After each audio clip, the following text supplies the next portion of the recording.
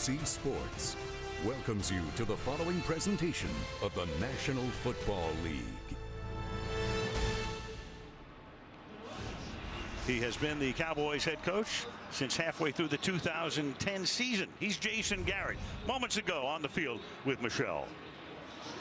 Well, Coach, Dak Prescott is coming off his least productive game of the season and really facing the first adversity of his as an NFL starter. What gives you the confidence that he'll bounce back tonight? Dak's just handled everything so well since he's been with us. He's had some success. He's had some adversity. He just comes to work every day. He's focused on what he needs to do. He's going to do a good job for us. You have faced some tough defenses the last couple of weeks in Minnesota and then the Giants. Tonight, it's a Buccaneers defense that's been the best in the league in their 5-game win streak. For your offense to have success, what do they need to do? Yeah, the biggest thing, we just have to focus on us. We want to be a balanced team. We want to be a physical team. Starts with running the football. We want to attack them different ways. Our focus is on us, not on them. Thanks very much, Jason. All right. And the Cowboys tonight are without 2 defensive linemen in DeMarcus Lawrence and Cedric Thornton. The Buccaneers are without starting right tackle DeMar Dotson. He'll be replaced by Gosder Sherrillis, but they do get back wide receiver Adam Humphries and safety Chris Conti. All right, thank you, Michelle. Jason Garrett, head coach at Dallas. Dirk Cutter is the rookie head coach, first-year head coach, Tampa Bay. Dallas on top. Giants win again today. They're 10-4, so breathing down Dallas's neck. Atlanta at 9-5 beat San Francisco. Tampa Bay is 8-5, and New Orleans, they won it today over Arizona. So there are the standings up to the minute. Roberto Aguayo, who was their second-round draft choice, and he's had a spotty season, so the rookie from Florida State will kick off. Lucky Whitehead, who was left home last week, had missed some meetings and was late, so he did not play in the game at the Meadowlands, but he is back this week. Cowboys won the toss and elect to receive. So as usual, a crowd of more than 90,000 at AT&T Stadium ready, and away we go on Sunday Night Football. From the 1, Lucky Whitehead. Up to about the 24-yard line. A little pushing and shoving going on. And the Dallas Cowboys come out, and let's meet their offense. Dak Prescott, Mississippi State. Ezekiel Elliott, the Ohio State. Dez Bryant, Oklahoma State. Terrence Williams, Baylor. Cole Beasley, SMU. Jason Witten, Tennessee. Tyron Smith, USC. Ronald Leary, University of Memphis. Travis Frederick, Wisconsin. Zach Martin, Notre Dame. Doug Free, Northern Illinois. There is Elliott, leads the league in rushing by plenty. Almost certainly to win the rushing title. It starts right here by picking up about 5, thrusting to the 29-yard line. So Prescott, and most of you know the story by now, picked in the 4th round out of Mississippi State, 8th quarterback drafted, 20 touchdowns, 4 interceptions, with 2 of them coming in the game last week against the Giants.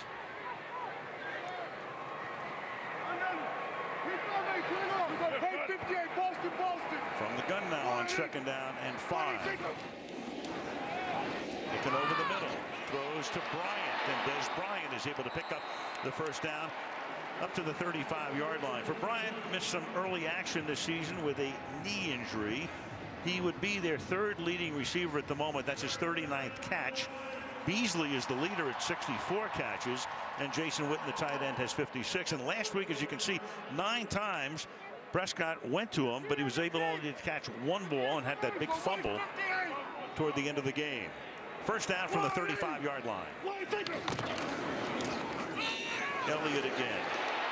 Good little move to the outside, started through the middle and went between the guard and the tackle for a gain of 8. One of the things that Tampa Bay is a bit concerned about is they're a little undersized at the linebacker position, and this big Dallas offensive line is going to have the ability to step up, and if they can get through to that 2nd level, do some damage back there. The Bucs would rather play a bit of a speed game from that linebacker position. Feeling is the Cowboys probably coming right down their throats. 2nd and 3 from the 42-yard line. And Prescott throwing to the outside, and that's a 1st down. Terrence Williams makes the catch, and we'll take a look at the Buccaneer defense. William Ghosted, Michigan State. Gerald McCoy, Oklahoma. Clinton McDonald, University of Memphis. Rob Ayers Jr., Rocky Top University. Quan Alexander, LSU. Devontae David, Nebraska. Vernon Hargraves, Florida. Keith Tandy, West Virginia. Bradley McDougall, Kansas University. Brent Grimes, Shippensburg University. Javian Elliott, Florida State. And he'll be a man in the crosshairs tonight. Lucky Whitehead is in the slot to the left side on first down. Big hole for Elliott, and then he leaps for another 4 or 5 yards for a first down. He says, feed me, feed me. They'll probably do that all night, gain of 13. They're going to go big power here. They're going to come across and just start playing power football, down blocking on those defensive linemen. You got Witten, you got Leary, and Doug Free coming across there, and here goes the hurdling machine. I don't think he thinks there's any hurdler or any tackler he can't hurdle out there. Great in high school, track star there. Star in the hurdles. Darren McFadden is in the game. First time he's been active this season. And the catch is made here by Des Bryant. That's a gain of 8. So a good-looking opening drive for the Cowboys, who won that toss and said, give us the ball. And right now, so far, so good at 2nd down and 2. Yeah, I thought that was kind of interesting, didn't you? That everybody's deferring these days, but all the talk and all the noise about all the struggles on the Dallas offense. And there's Mike Smith, whose defense has been simply sensational. So far in this one, they have been rocked back a bit. 2nd down and 2. Cowboys haven't even gotten to a 3rd down. That's been the bugaboo this season for them. A little toss here goes to Elliott, and Elliott will pick up the first down. So they keep the chains moving, and then a flag comes in, our first of the game. And I think this one, the initial indication is against Dallas, and that's going to negate what would have been a first down. Terry McCauley is the referee. Holding, offense number 16. 10-yard penalty, 2nd down. That's Vince Maley, and that cost them a first down, moves them back. Yeah, he kind of got caught and just run over and looked like he tackled him. But this was why they were struggling now on 3rd down. It wasn't so much that they didn't have great plays, but they would get backed up. And sometimes they were in 3rd down and 12 and 3rd down and 15. And Jason Garrett saying, hey, I don't care what's going on out there. You're not going to convert many of those, even with Scott Linehan's terrific offensive line. Linehan, a few years back, head coach of the St. Louis Rams. Done a masterful job as the Cowboys OC. Let's see what he calls in here on 2nd down and 11. Bucks rush 4. Look out. Prescott cannot slip away, and he's going to go down at the 45-yard line, and some more pushing and shoving going on. Noah Spence, a rookie out of Eastern Kentucky, came flying in for the sack. Here comes the speed off the edge. This is exactly what they got Noah Spence for. And right now you're starting to see the Buccaneers and their pass rush come to life, in part because of Noah Spence, but I think in bigger part because Robert Ayers got healthy again. He was out from week 3 to week 7. He's been back. Now they have 3 terrific pass rushers on the inside, including Gerald McCoy. 3rd and 17. The Cowboys are 2 for 24 on 3rd down over the last couple of weeks. Of course, a lot of them have not been 3rd and 17. But let's see what is forthcoming here. Over the middle, the catch is made. That's Witten, but well shy of the first down. Jason Witten makes his first grab of the night. That gets it to the 38-yard line. Bailey is capable of kicking a 55-yard field goal, but you want to bring him in here. Yeah, as long as 56. And looks like he may get a shot. Well, you've got the perfect conditions with the roof closed. And they will spot the ball at the 46. So a 56-yard field goal to try to give Dallas the lead. Chris Jones to hold. First charge timeout, Tampa Bay. And 30-second timeout. Buccaneers take a timeout, 30-second timeout. There is the first-year head coach Dirk Cutter. He was their offensive coordinator, and their defense, of course, since week 10, when you take a look at that 5-game winning streak, held Seattle to no touchdowns and 5 points. New Orleans last week, 11 points. 21 San Diego rang up on them, but they won the game. 14 takeaways, so that's almost 3 per game. And the opponent's passer rating is 62.5, and that's been the lowest in the league over the past 5 weeks. And Mike Smith was the head coach of Atlanta when Cutter was the offensive coordinator there. So these roles are now reversed, with Dirk as the head coach Mike is the defensive coordinator, and now Bailey attempting a 56-yard field goal. And Dan Bailey's kick is going to be short. Online, but not enough, and that will give Tampa Bay the ball for the first time in very decent field position. 9:46 left in the opening quarter. 0-0. About as good a practice facility as you will ever see. The world headquarters of the Cowboys, 91-acre site in Frisco, Texas. We've been to them all, and well, that went right to number 1. Now, the first play of the game offensively for Tampa Bay is an incomplete pass intended for Luke Stocker. Jameis Winston, second year, won the Heisman Trophy as a freshman at Florida State. 23 touchdowns, 12 interceptions. So a good ratio there, rating close to 90. Very good. And he's played every game since he was drafted #1 last year. And they hand the ball off to Doug Martin. And Martin coming back from a hamstring injury after he had missed a good part of the season, back to being their #1 running back. Barry Church makes the tackle. It's 3rd down and 2. There we go. Gosder Sherrillis, who's filling in for DeMar Dotson at that right tackle position. Nicely done. And that is what this Buccaneers offense has sorely missed. Some big runs out of Doug Martin, averaging just 3 yards a carry. 3rd and 2.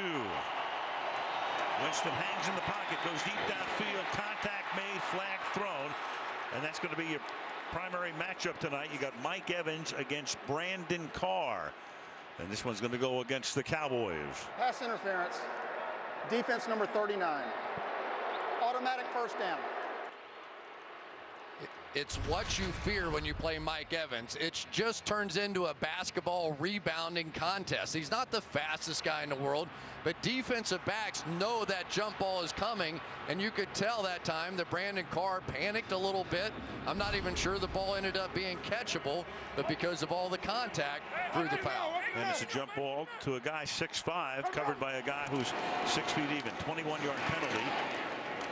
And now a tough 2 yards here for Doug Martin. Let's take a look at the Tampa offense. Jameis Winston, Florida State. Doug Martin, Boise State. Mike Evans, Texas A&M. Russell Shepard, LSU. Cameron Brate, Harvard. Luke Stockard, Tennessee. Donovan Smith, Penn State. Kevin Panfield, Purdue. Joe Hawley, Las Vegas. Ali Morpet, The Hobart College. Gosder Sherrillis, Boston College. And offensively, they're in the middle of the pack in just about every category. Overall 14th, 18th in points scored to the outside. And trying to get the first down there is Doug Martin. Very close to it. He thinks he has it. Barry Church runs him out. You know, it's interesting, this offensive line, I wouldn't say they're the greatest athletes in the world, but I enjoy watching them play, in particular their center, Joe Hawley. This is one of the more feisty guys in the league. You will see him at the end of almost every single play kind of pushing somebody, give him a little nudge, hoping somebody's going to try and knock him out and draw 15 yards. But that little irritant is very much the leader of this offensive line. Martin came up a little bit short of the first down, so it's 3rd and a short 1 from the 16, and now he has it for sure, going straight through the middle to the 13-yard line. Well, you get the feeling there's going to be a lot of body blows in this game. It looks like both teams are trying to attack right up the gut and just establish a physical presence in this game.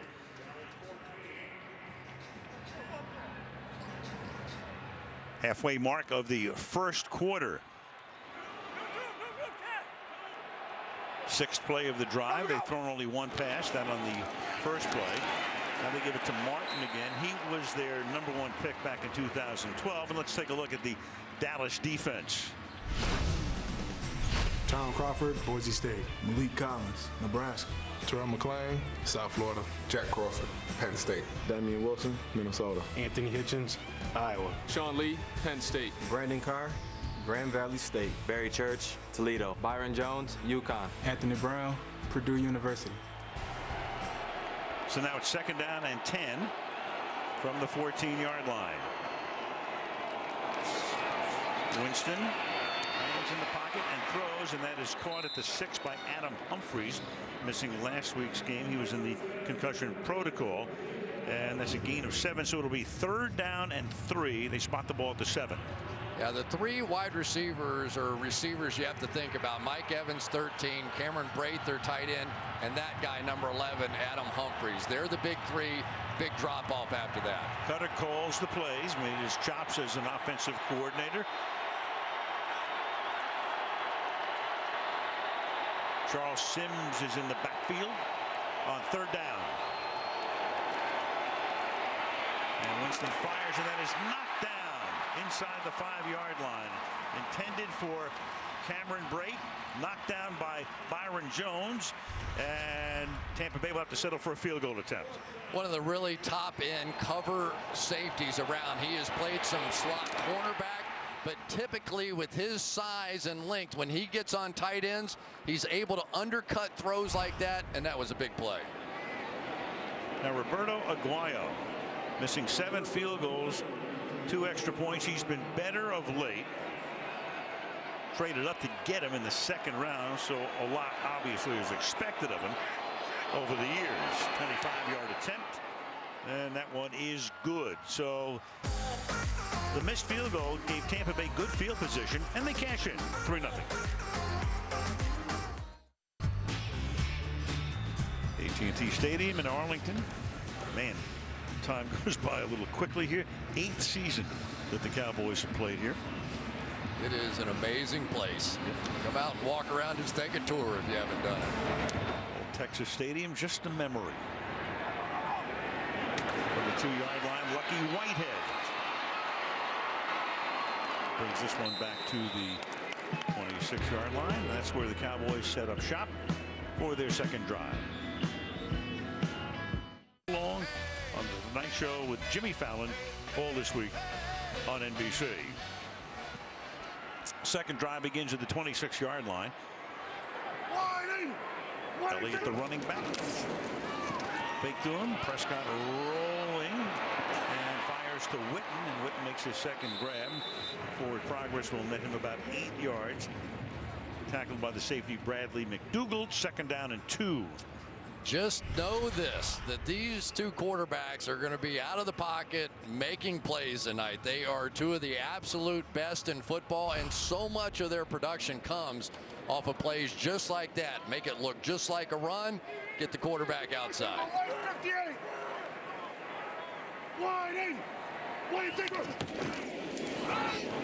And this time Elliott cannot slip to the outside. He is coming up to make the tackle. Is Javion Elliott, the rookie from Florida State. That's exactly what Chris was talking about. Winston number 1, Prescott number 2 when they get outside the pocket, and there are the passing numbers 1st and 2nd.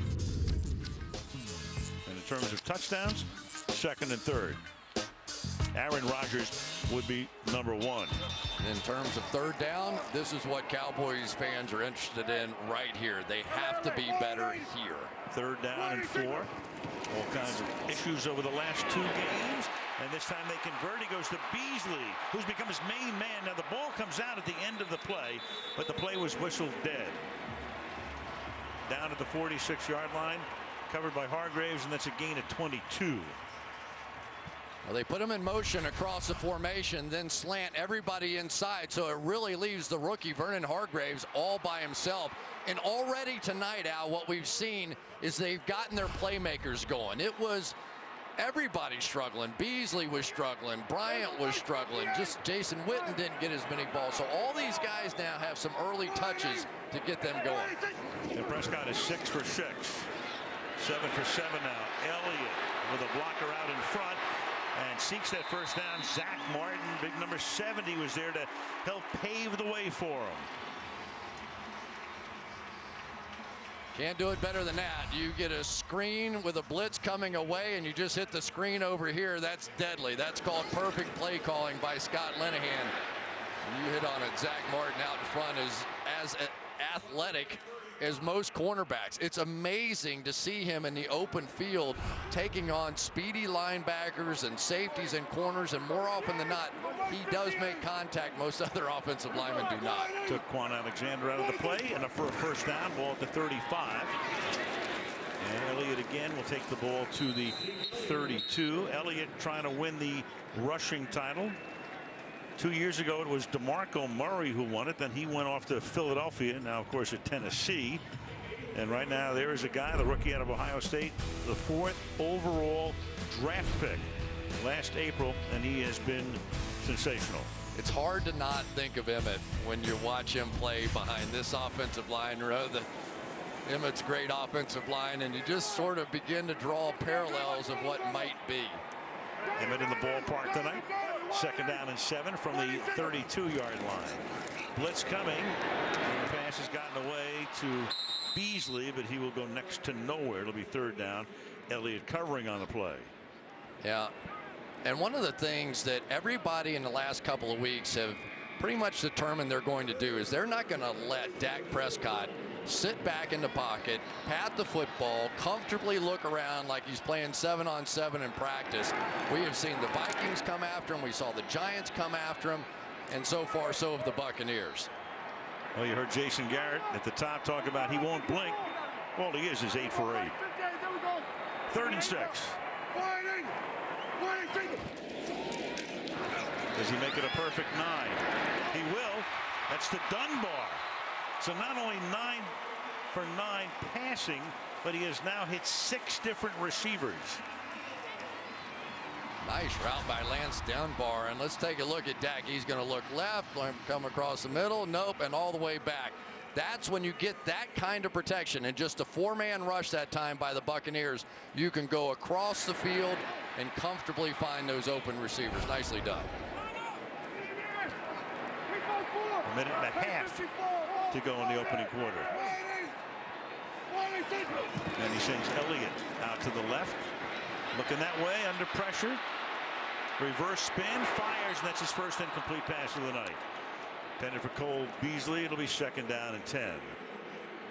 Well, you see some of the mobility there, and you could tell what Dak was trying to do. It was Quan Alexander who was in the throwing lane, and he needed his receiver Beasley to move out a little bit more. He went back inside, and there just was nowhere to throw the ball. He just needed Beasley to slide with him a little bit, and you saw him as soon as that throw was out of there sort of go, yeah, keep going, man.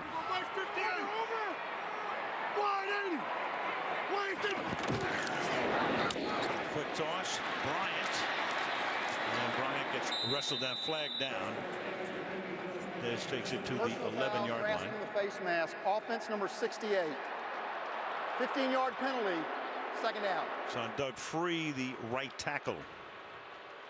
Well, there it is again. They get another tremendous drive going, and looks like they're going to get this one called back. And really no need. Where's the need there? Because you got one of your really talented guys one-on-one with a corner on the outside, but now they're setting up 2nd and long, and these are the kinds of 3rd down conversions and 2nd down conversions they've been having troubles with. Tony Romo with the headset.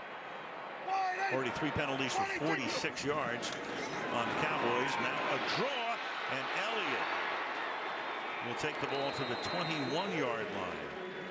So a good hunk of yardage there to make it to 3rd down and 15. But Al, you have to say, if somebody were asking you to describe this game, right, you'd say the Bucs have not stopped them yet. They had a penalty on the first drive that stopped that one, and they had a penalty on this one. And that's philosophically what a lot of defensive coordinators believe. It's very hard for an offense to go 10 plays without making a big mistake. And the Cowboys have, to your point, gained 116 yards already. Final half minute of the quarter. Prescott throwing, caught Elliott, and he puts his head down and can get to the 9-yard line, still short of the first down. And that should take us to the end of the first quarter, meaning the second quarter will start most likely with a Dan Bailey short field goal attempt. And that will be the end of the first quarter with the score: the Tampa Bay Buccaneers 3, the Dallas Cowboys nothing. Sunday Night Football resumes after these messages. We got a battle tonight. When I take off, ain't nothing like Sunday Night Football. And you're looking at downtown Dallas, Texas, with tonight's aerial coverage being brought to you by Geico. Thank for the tribute there at the Omni Hotel. SNF Sunday Night Football. Start the second quarter. Al Michaels, Chris Collinsworth, Michelle Tafoya, Dan Bailey trying to tie the game. Missed a long field goal earlier. And this one from 28 yards. And this drive ends with a field goal to tie the game with 4 seconds gone in the quarter. 3-3. That's how Week 16 will begin Thursday Night Football from Philadelphia. Thursday night coverage beginning at 7:30 Eastern Time. The Red Hot Giants beat Detroit today. They won 8 of 9 against Carson Wentz. And the Eagles Thursday night. Next Sunday night is Christmas night, and we will be in Kansas City for the Broncos and the Chiefs. Dan Bailey to kick off. Josh Huff will take it and down it there. So in the 11 years of Sunday Night Football, the Tampa Bay Buccaneers have been on once. 2008, John Madden actually had the 1 week off. We brought in Chris Collinsworth. Seattle against Tampa Bay. It was so long ago, it was Mike Holmgren against John Gruden. All right, now go ahead and throw out the punchline. Well, the punchline is I think it was the lowest rated Sunday night game up to that point. And we still miss John Madden, absolutely. Yeah.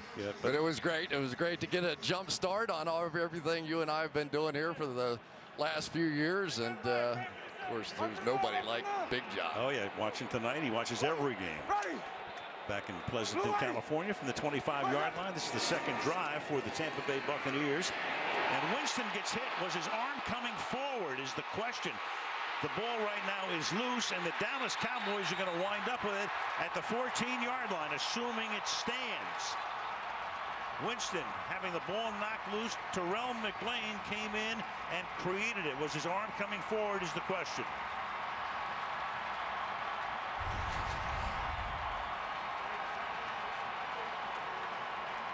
Yeah, that ball was an empty hand moving forward. Hit the backside of his arm, and that ball shot straight up in the air. And here comes McLean around. They brought a safety blitz that time, bringing Byron Jones, and they slanted around, and it just simply got there too fast. You know, what's really interesting is the Dallas Cowboys defense, they don't blitz that much, but their rate of success when they do blitz, very high, and a big payoff right there for Rod Marinelli and company. Their third least in terms of frequency of blitzes. Malik Collins was the man who recovers it. And now at the 14-yard line, the Cowboys have had the ball almost the entire game, and they give it to Elliott, who swings to the outside. And Elliott will take the ball to the 7. He is some runner. Bradley McDougal makes the tackle, gain of 7, second down and 3, and Elliott has already gained 44 yards in a quarter and half a minute. One of the untold stories, I think, is this guy right here, Ronald Leary, who has come in and took over for Lyle Collins at that left guard position. A lot of conversation that maybe he would have been traded before the season. A little holdout, all that. Thank goodness for Cowboys fans they did not. He has been sensational since Collins got hurt. And now he rides Elliott, who takes the ball very close to a first down. Yeah, I bet you Jason Garrett on the sideline went over there and said, guys, if you just don't hold anybody or don't grab any face mask, we're going to go up and down the field against these guys. And it's so frustrating as a coach when you end up beating yourself on the first couple of drives, then you catch a break from your defense, and what has been winning games for Tampa, all the turnovers they've gotten, and now it gets reversed. So the Cowboys will run their 22nd play of the game to Tampa's 9. They've had the ball 12 minutes and Tampa's had it for 4. They come in with Elliott and McFadden. Darren McFadden just activated, sets up as the fullback, and they give it to him, and he takes it to the 1-yard line. He hurt himself in the offseason, elbow injury, had surgery. He was the #1 draft choice a few years back of the Oakland Raiders. He was their primary runner last year. He gained over 1,000 yards, and this is his first action of the season tonight. Yeah, a good lesson for all of us. He dropped his cell phone and took a dive to make sure it didn't break. Instead, he broke his elbow. Broke his elbow. They drafted Elliott, and McFadden finally is able to get back in. First down and goal now from the 2-yard line. And 6 offensive linemen in the game as they continue their power football. Only Bryant spreads out. Second charge timeout, Tampa Bay, 30-second timeout. Well, how excited were the Buccaneers? Here's Gerald McCoy before the game. We don't get enough recognition. Yeah. Don't nobody know who we are. Why is Mike Evans not getting all the credit he deserves? Why is Jameis behind other quarterbacks?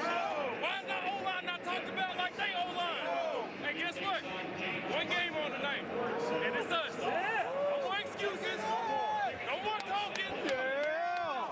Let's show them, baby. We're fired up to broadcast it now. I love that. This team on the field before the game, it was almost a college atmosphere. They were goofing, they were having fun, they were hollering coming in and out of the tunnel. I told you, I said, they're either going to blow them out or get blown out. I'm not sure how this one goes. So far, though, they haven't quite caught a break. They need something big here down on the goal line. Gotta love it. Only one game on tonight, and it's us. First and goal. Can they stop Dallas now? After the turnover, and the pass is dropped in the end zone. Bryant is there. The coverage was by Brent Grimes, the 10-year veteran, came over from the Dolphins. Yeah, Brett Grimes been playing great. 3 interceptions, 2 in the last 3 games. And what happened, why Tampa called the timeout, their safety, Chris Conte, was out there on Des Bryant. Des Bryant's clapping his hands and begging, throw me the ball, I got a safety out here. Chris Conte called timeout, they got it straight. Got the cornerback out there, and he made the play. Grimes with 28 picks since he came in 09. Been to the Pro Bowl 4 times, including the last 3 years. Second down and goal. Elliott into the end zone.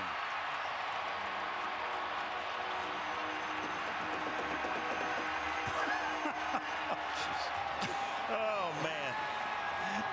For Elliott, that's his 13th rushing touchdown. Emmitt Smith, boy, he can really appreciate that. And the Cowboys lead at 9-3. I never saw him jump in the pot, though. Watch this combination block right here. Leary's going to go down, and then you get the reach block. I love watching great offensive lines work together and just carve out that big hole. And then you go jump and promote a very good cause down there in the end zone. Salvation Army. Everybody throw something in because there's a good chance Ezekiel Elliott's going to be in there. And he got penalized for that because it's a prop. Even if it is for the Salvation Army and it's the fabled Salvation Army kettle, they still penalize him for it. But it'll get a lot of play. Maybe it'll get a few more donations.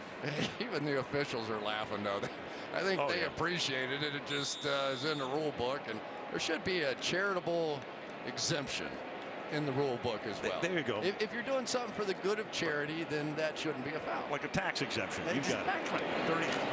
33-yard extra point is good by Bailey. So it was all set up by Winston's fumble. Had the short field. Cowboys cash in, lead by 7.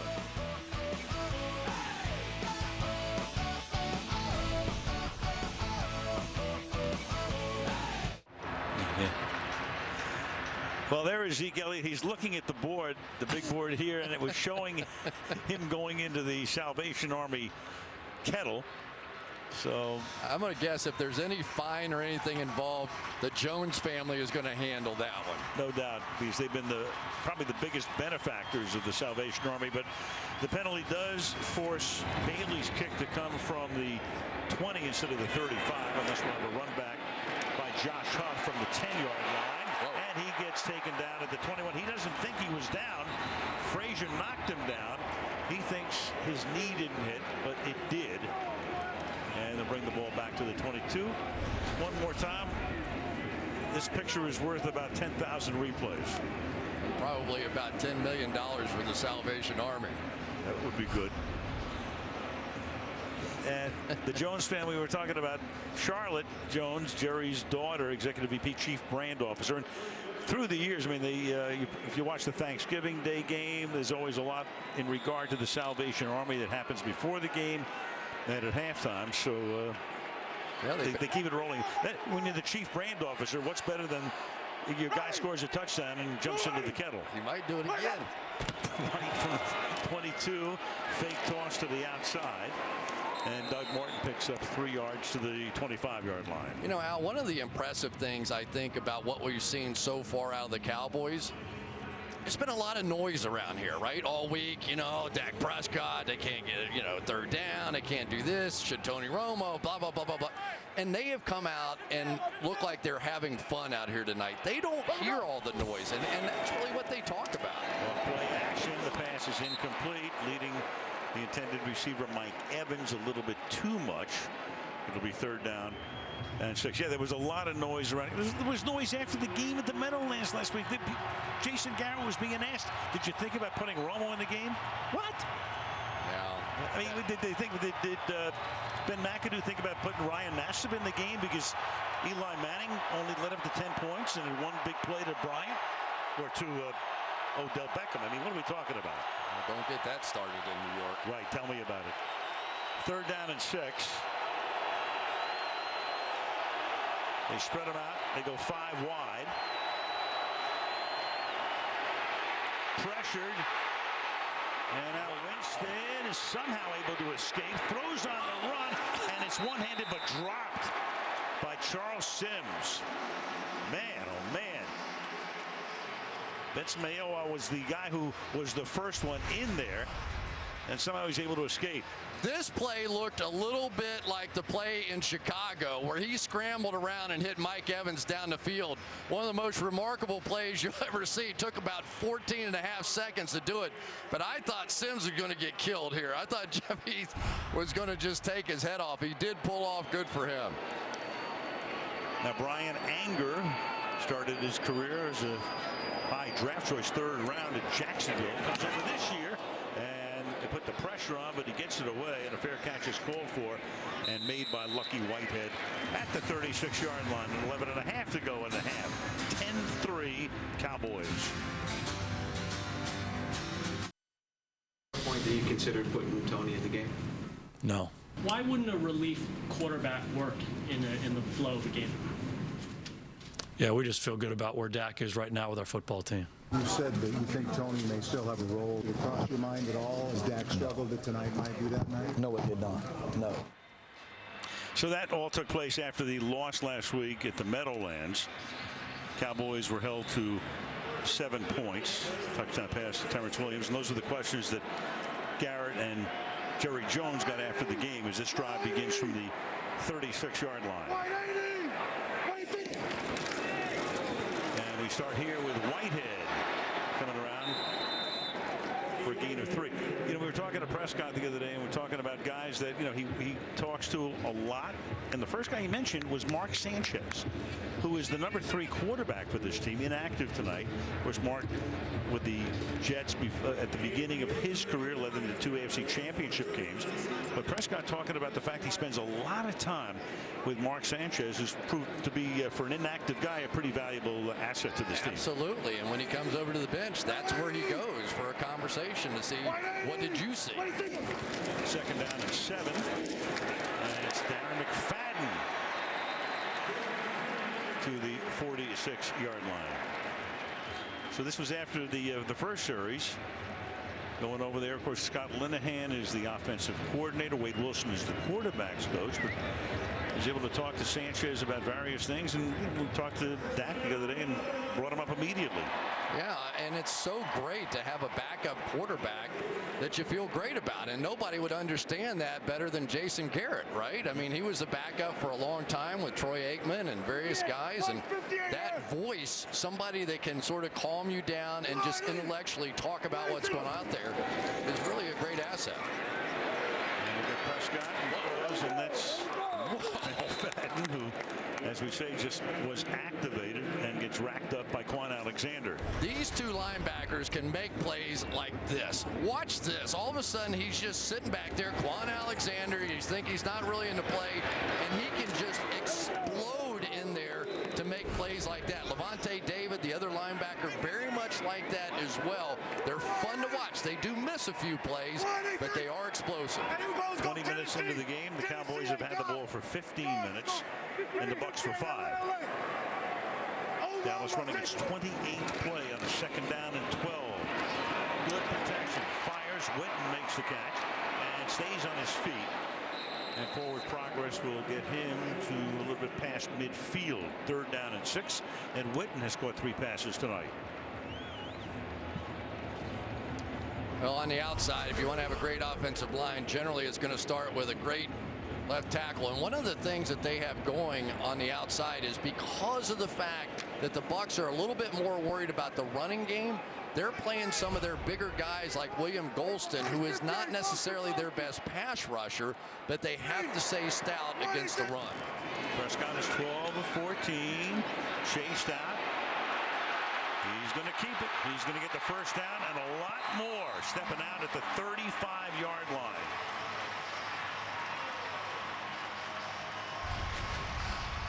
They tried to go with a stunt inside, and what happened, it opened up that edge as they sent both guys inside Tyron Smith. And Dak Prescott is just so adept at feeling that. You know, great quarterbacks don't necessarily see that. They just feel when all that pressure goes and flows inside. Goes right to the outside for the 1st down. Doesn't run all that much, or less than 4 times a game, but he has a 4.5 average. Cowboys good on 3rd down tonight after being terrible the last 2 weeks, 4 of 6. And the pass to the 21-yard line is dropped. It's incomplete. Terrence Williams, the target, covered there by Grimes. 2nd down. Brett Grimes gets a lot of interceptions, and here's how he does it. He's looking back in at Dak Prescott. You see his eyes really don't go to Terrence Williams. He's looking at the quarterback, and the minute he comes back, that's when you see Brett Grimes go. Almost all the defenses for the Buccaneers, everybody in that secondary is looking back in at Dak Prescott. Empty the backfield on a 2nd and 10. Witten, the tight end, on the right side. He goes over the middle, and the pass is thrown to him at the 30-yard line. Covered there by Keith Tandy. Jason's been around so long that prior catch moved him into 7th place all time. There it is. Jerry Rice way out in front. Tony Gonzalez 2nd. Larry Fitzgerald still going. Marvin Harrison, Hall of Fame. Carter, Hall of Fame. Tim Brown, Hall of Fame. And there's Witten, number 7, surpassing the mark of Terrell Owens, who had 1,078. Lance Dunbar, 3rd down back. 3rd and 5. And Prescott firing, and that's Witten to the 23. So Witten had a long streak of consecutive games where he'd caught a pass snap in Minnesota 2 weeks ago, and tonight he's already caught 5. Well, anytime you can get a tight end like Jason Witten in motion and get him a free release, let him work that little out and in against a very good coverage linebacker in Levante David. But you can see now the way that Dak Prescott is starting to get the ball. If you start working from the inside out as a quarterback, if you get Jason Witten going, things are going to open on the outside for Des Bryant and company. And they have tonight. Witten sitting up in the slot. He flares out after looking to block at first, and the catch is made at the 1-yard line. Bryce Butler hauls it in. That's exactly the intended the cover on the play, so that's 8 different receivers now for Prescott. So what happened there? They go hard play action inside, get their quarterback to the outside. They've been working the middle of the field. Now you go bootleg. And go figure, now you've got Bryce Butler out there making plays. So they are distributing the ball across the board tonight. 15 completions to 8 different receivers. The back is McFadden. And Prescott's going to take it in. Touchdown, untouched.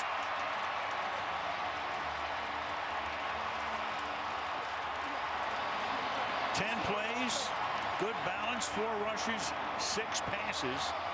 2 for 2 on 3rd down and a 2-touchdown lead. Wow, you're going to get a little double team there and a single block there. And Al, what do you think? Could you have made it? Well, that's as big a hole as John Ryan ran through in the Thursday night game on the fake punt. Wow. I think the Cowboys came out with a little purpose tonight.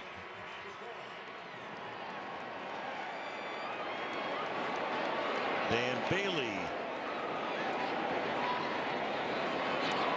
Jones is hold.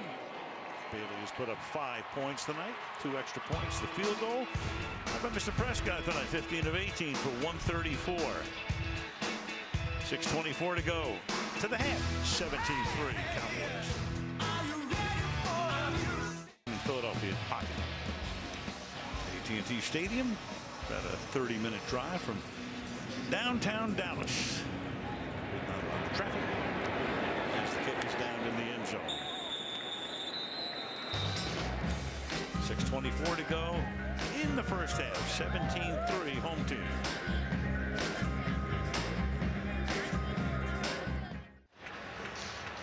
Well, if you just tuned in, those numbers, I think you can figure out who's ahead here. It's 17-3, 15 of 18, 8 different receivers for Prescott. Meanwhile, Tampa Bay has hardly had the ball for 5 minutes out of 23 and a half. And they start this drive from the 25-yard line. Nothing doing there. And Doug Martin gets taken down. So for Jameis Winston, he's actually a year younger than Prescott, even though Prescott's the rookie. 22 years old, overall #1 in 2015. Tampa Bay was 2-14 the year before. Won the national championship on his 20th birthday when Florida State beat Auburn. He was the offensive MVP of the game. 2 years there. He could have, had he opted to, maybe someday been playing across the parking lot with the Texas Rangers play, and that pass is caught up at the 40-yard line by Mike Evans. Like a lot of guys like Russell Wilson, he was a good baseball player as well as a great football player. Yeah, he could pitch and hit, couldn't he? He was pretty darn tough as they go here to the hurry-up offense. So they pick up a first down on that pass. And Martin swings to the outside. He gets wrestled down after a short gain by Sean Lee. Sean Lee is borderline unblockable. I mean, anytime you get this guy, watch offensive linemen trying to catch him. This time it's Kevin Pamfield. They just don't get there, and it doesn't look like anything, but he does it play after play. What do you have, 18 tackles in the game the other day? You thought he was going to make all of them before it was over. Has not missed a single snap this season. And that's for a guy who's had his share of injury difficulties during his career. Second down and 8.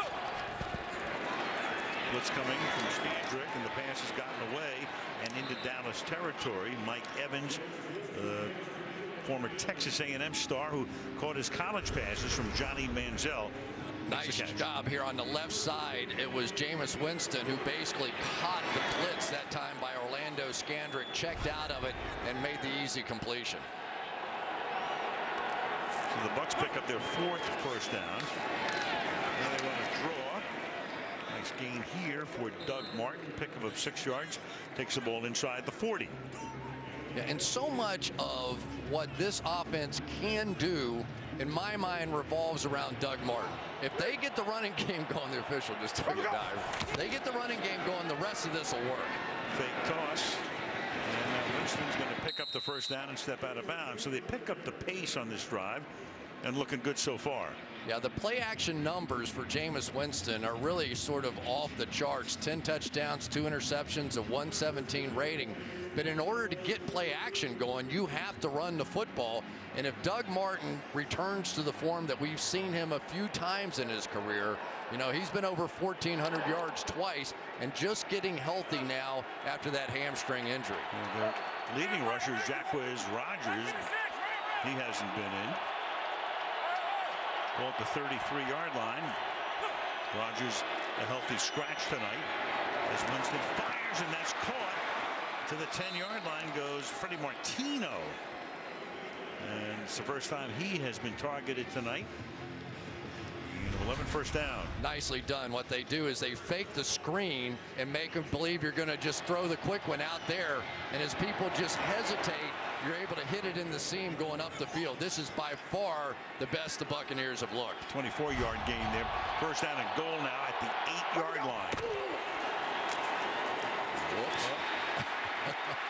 Take a look at that. That's what, 1, 2, 3, 4, 5 Cowboys. It's half the defense is right there swarming, and now a flag comes in at the end. Boy, David Irving almost took the handoff on that one. Terry McCauley with the call. After the play, personal foul, unnecessary roughness. Offense number 3, headbutt. 15-yard penalty. The down count, second down. Jameis Winston.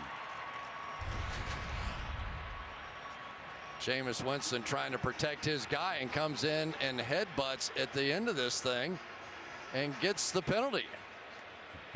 There he is. He's throwing a block. No problem so far, but as soon as the play's over, Winston's going to lower his head into the back of the helmet there of Malik Collins, and that is a train wreck for the Tampa Bay Buccaneers. That is their first penalty of the night, and it takes the ball all the way back to the 28-yard line. It's second down and goal from the 28. It's Charles Sims spreading to the right side, so an empty backfield here.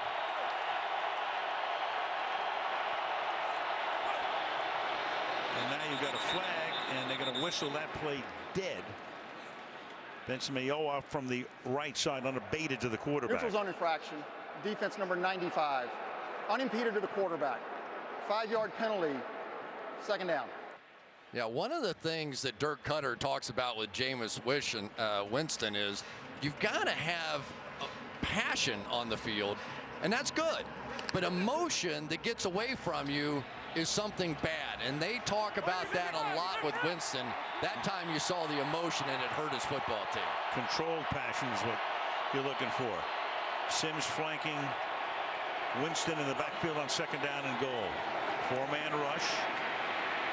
And then a little dump off pass. Sims, nice move there to get away from Lee and takes the ball to the 16-yard line, where it'll be third down and goal, and that's going to take us in all likelihood to the 2-minute warning, which indeed it does. So 2 minutes to go in the opening half at AT&T Stadium in Arlington, Texas. It's Dallas 17, Tampa Bay 3 on Sunday Night Football.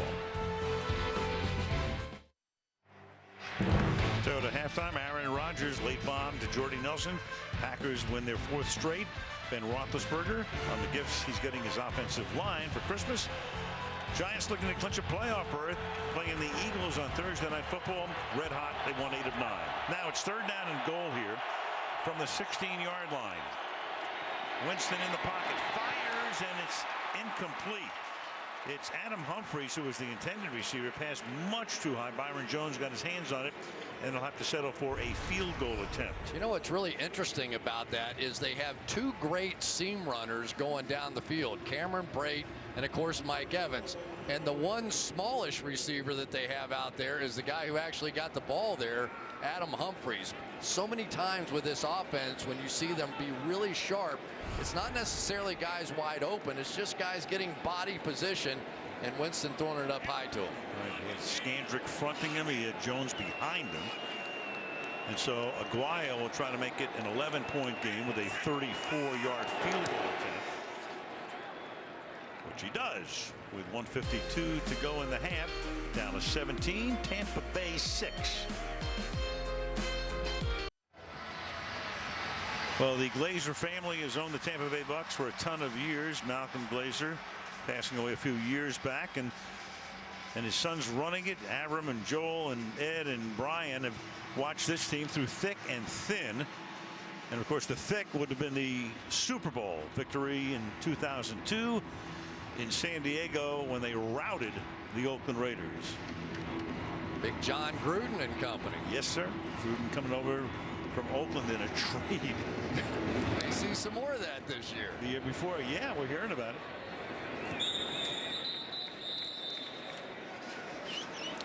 Here in Dallas. Maybe we'll wear those things next week in Kansas City. What do you think? Or that. Football fans are the greatest. Right. On the 25-yard line. Hangs in there. Short throw. It's Bryant who gets pushed back. Forward progress will net him about 4 yards. Second down. Clock running down. Dallas has all of its timeouts. Second down, call it 5 now from the 30. Good protection. And the pass caught up at the 44 by Dez Bryant. That's a first down. Clock ticking down to 120. 14-yard gain.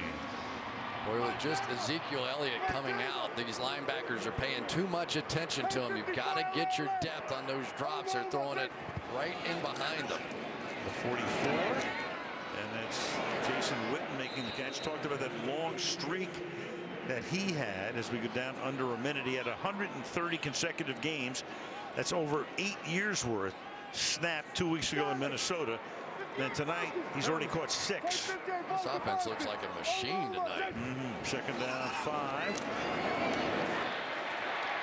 Catch number 7 to the 43, and now they will use their first time out, and we will be back in 30 seconds. So that Bucs defense, and that's the reason for their turnaround, giving up less than 13 points a game over the last 5, but tonight already 17 and 238 yards, and the Cowboys aren't done. Now Prescott moving forward, throws, that's caught close to a first down. Bryant making the catch at the 33-yard line, and Dallas uses its second timeout. There's a flag, however. 65. 10-yard penalty, first down. Don't have to use that timeout. That's Ron Leary costing them the yardage.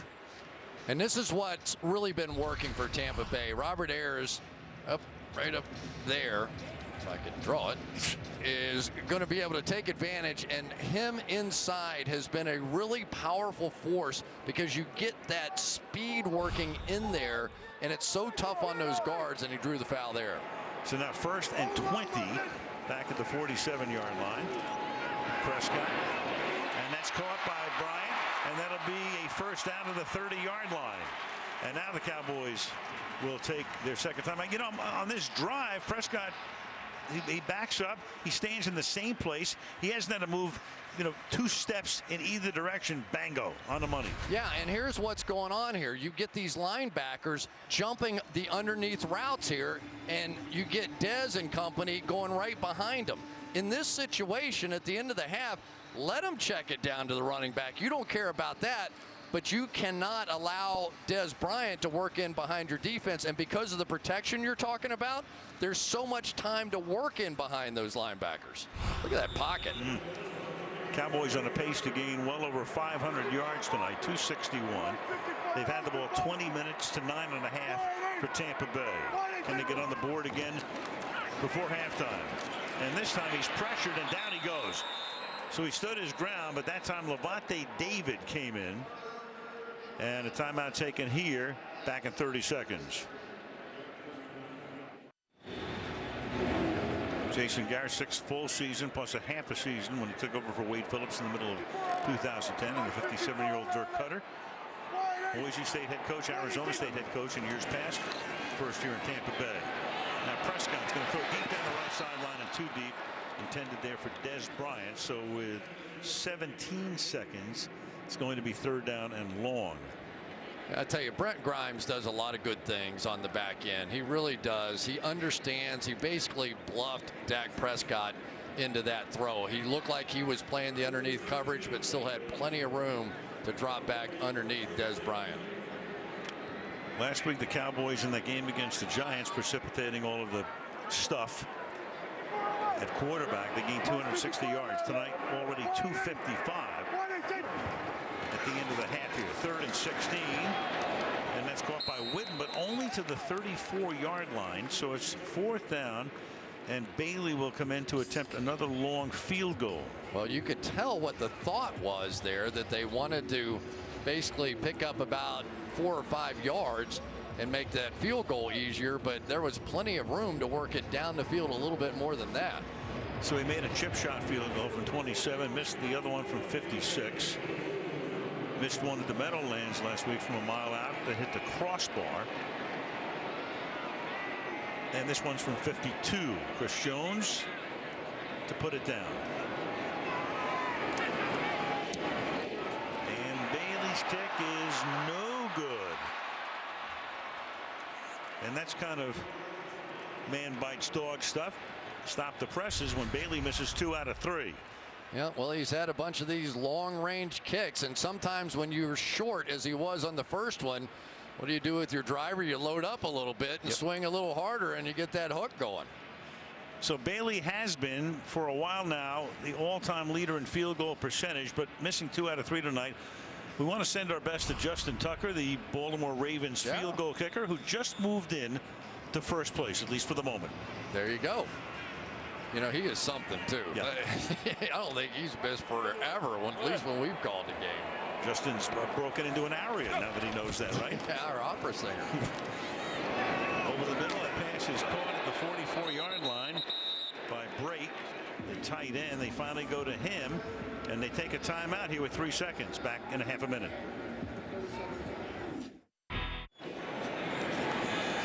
And Winston, final play of the half, barring a defensive foul, throws one that's intercepted in the end zone by Byron Jones. He'll take that out of bounds, and that will take us to halftime. Bucks will get the ball to start the second half. Halftime score 17-6. First, here are today's top performances presented by Microsoft.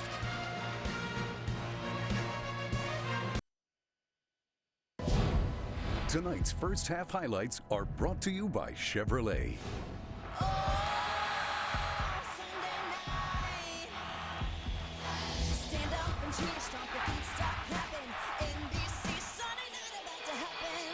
And Winston gets hit. The ball right now is loose, and the Dallas Cowboys are going to wind up with it. And Elliott into the end zone. And then you go jump and promote a very good cause down there. And Prescott's going to take it in. Touchdown, untouched. I think the Cowboys came out with a little purpose tonight. Chevrolet, the most awarded car company 2 years in a row.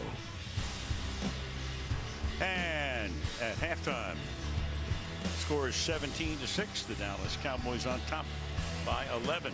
And the buzz, Jameis Winston, 6 out of 12, 81 yards, and the 1 interception. Meanwhile, Dak Prescott, great first half, 21-25, 191 yards, and 8 different receivers. Leading rusher in the league goes into that Salvation Army kettle after his 14th rush touchdown of the year. And that Buck defense, 17 points allowed after allowing a tick under 13 over the last 5 weeks to fuel that turnaround from a record of 3-5 to a mark of 8-5. Dak Prescott, he's been impressive so far, just under 200 yards passing in this one, but he's been under 200 each of the last 3 games. So clearly a bit of a breakout game here with some home cooking. Tampa Bay to get the ball to start the third quarter here in Arlington, Texas. And begin their drive from the 25-yard line, and we go to the field in Michelle.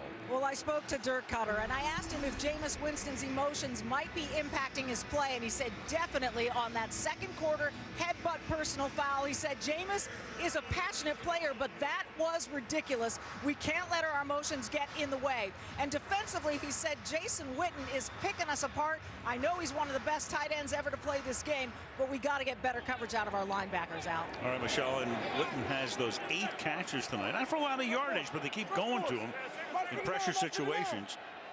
Ready. And a number of first downs from the 25-yard line. And they get on the ground with Martin trying to thread his way over the left side to the 30. Well, no question about it. The linebacker play on Dallas's side of the ball has been much better with Sean Lee. He was all over the board here in the first half. We've seen their last couple of games, and he's been doing this for the last few weeks, probably playing as well as any linebacker, not just against the run as some of these have been, but clearly one of the better coverage linebackers as well, and Sean Lee doing it again tonight. 2nd and 5, they toss it to Martin, and Martin with a nice spinorama out to the 36-yard line, gain of 6 and a first down for the Bucks. Yeah, and they have to get this going. They had some success going with the hurry-up offense at the end of the first half and trying to come back with a little pace. But if Doug Martin gets going, this is an offense capable of playing. They really have not dropped off during this win streak, averaging about 22.5 points, and they are under par right now. Well, Dirk Cutter says Winston is at his best play action. Showed you before that he is the #1 passer in the league when he gets outside the pocket. So Crawford come off for the moment for Dallas, and the pass downfield is incomplete, a little bit too high, intended for Josh Huff. 2nd down and 10. Yeah, just a bad throw there. I mean, they had what they wanted, the single high safety, and you just have to be able to hit this thing. This is as good as you can get. Safety way back in the middle of the field. Now, I know he's used to throwing some of those big targets down the field with Mike Evans and Cameron Brate, but he missed that one. So Winston now under 50%, 6 out of 13. Second down and 10. There's your play action, but pressure is put on, and he's forced to just sling it into the Cowboy bench. Mayowa and Collins put the heat on that time. 3rd and 10. Down the field, here's a guy he likes to go to out of Harvard, Cameron Brate, but Sean Lee all over that and taking that one away, which forced the scramble. Look to the outside to Russell Shepard. He was not there, had to throw it out of bounds. 3rd and 10.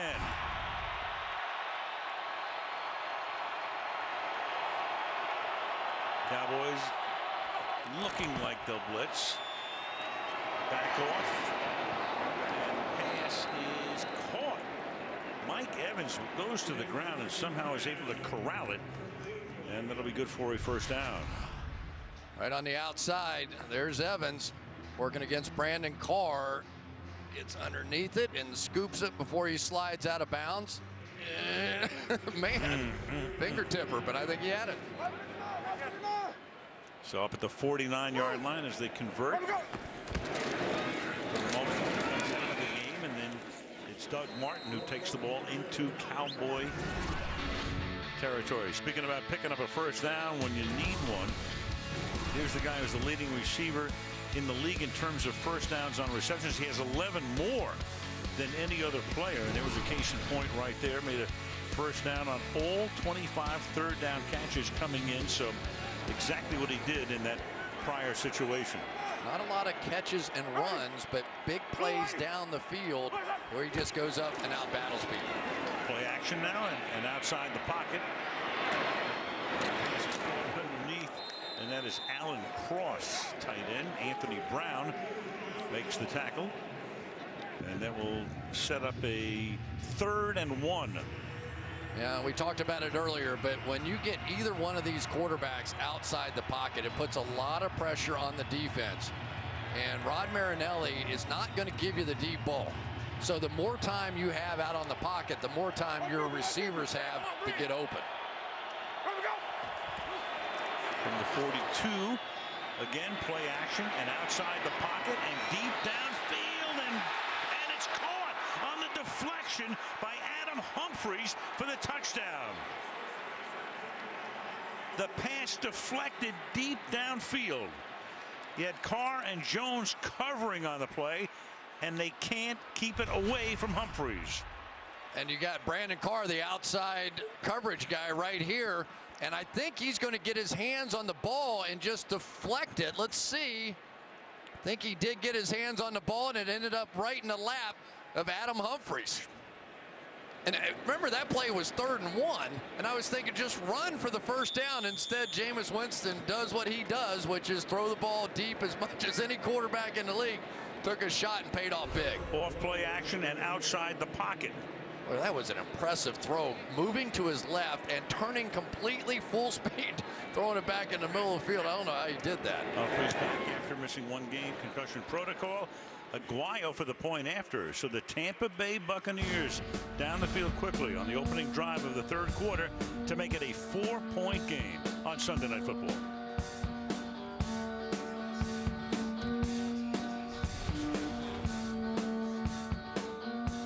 Shots won the Texas 5A state championship. Jerry Jones, his grandson, quarterback John Stephen, offensive MVP. Father Stephen, executive VP of the team. Grandpa's here, grandma's here, the whole family's here. I mean, that's about as good as it can get. We had a chance to watch this game on television here yesterday, and here are some of the highlights. Take a look at this quarterback draw. And they're playing a really good Temple team who had about 100 yards in the 1st quarter to 1. And yet it was that play and this one. Watch John Stephen power his way in for what turned out to be the winning touchdown. And there you go. There's high school football. There's the proud papa. There's the moment you remember for your entire life. And there's the champion right there, John Stephen Jones. And maybe he can do it again next year. He's only a junior. Yeah, apparently John Stephen didn't get home until about daybreak today. I think they had a heck of a party last night. A few diet sodas along the way. Terrence Williams, gain of 13 first down. We go to Michelle. Well, yeah, and Stephen Jones told me that at the end of the game, he was melting, just putty and wrung out by emotions. He said, I don't know how to describe the feeling, just pure raw emotion, and incredible that I could be that happy about something. And that's big-time football, too. That high school produced Matthew Stafford. There it is. Clayton Kershaw, the great Dodger pitcher. Bobby Lane and Doak Walker. Apart from that, not a lot of guys went there that knew anything. And John Stephen Jones. Right, John Stephen Jones.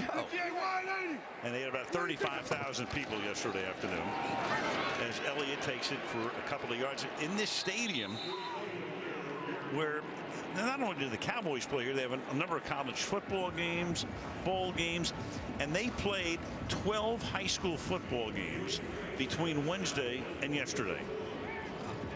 I just got to say, too, and I know John Stephen's going to get all the headlines and all that kind of stuff, but I love that game. I love high school football in general. There's body types of all kinds out there on the field, and both teams, such incredible passion. It was a great, great afternoon of football. It's a great week of football here at this stadium in Arlington as Dunbar makes the catch. Lance Dunbar will come up a couple of yards shy of the first down. We go to Michelle. Well, I spoke to Jason Garrett at halftime. He said that Dak Prescott has handled everything with such great poise and composure on and off the field that Garrett had no doubt he'd come out and play well tonight. As for Ezekiel Elliott jumping into the pot after his second quarter touchdown, Garrett said he should not have done it, but we allow the Lambeau leap. We allow snow angels in this league. We have to get that rule straightened out, Al. Yeah, that's something for the competition committee to decide next March. 3rd down and 2 from the 46-yard line. Little toss, Elliott, and then he loses the ball as he tries to give it to Whitehead. Then it is recovered back at the 39-yard line.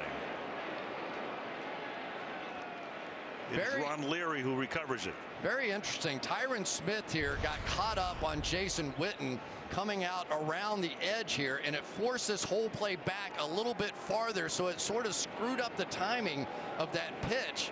And for the Tampa Bay Buccaneers, the perfect start to this half. Go right down the field, score a touchdown, get a stop, they're right back in the game.